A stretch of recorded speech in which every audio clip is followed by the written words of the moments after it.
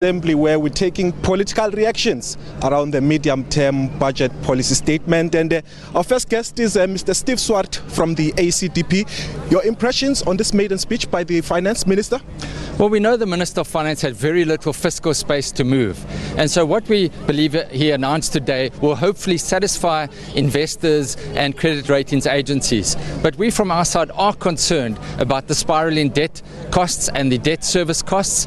This will place constraints on our public finances, but it did announce steps to address and stabilize our public sector companies such as Eskom, and we are slightly concerned about the bailouts to SAA and SA Express.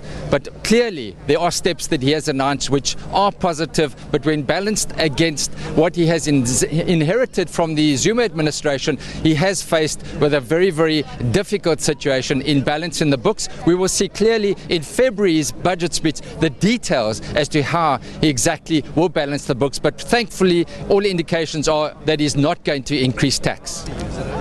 Rating agencies are looking at this as well as investors. Do you think he struck the right chords with regards to this medium-term budget policy statement? We are hopeful that he has, because given the low economic growth that we've faced with, he has managed to address the spiraling public sector wage bill. He has managed to say we are going to address the state-owned companies, Eskom in particular, that presents the largest threat to our public finances with the guarantees. And we see turnaround strategies there. We see a new board on Eskom. We see what Parliament has done with the Eskom inquiry, and of course the inquiries into corruption and state capture. That needs to be addressed. We have to reduce government expenditure, and if that is done, we are convinced that ratings agencies and investors will invest in South Africa and will be satisfied with this plan. Thank you.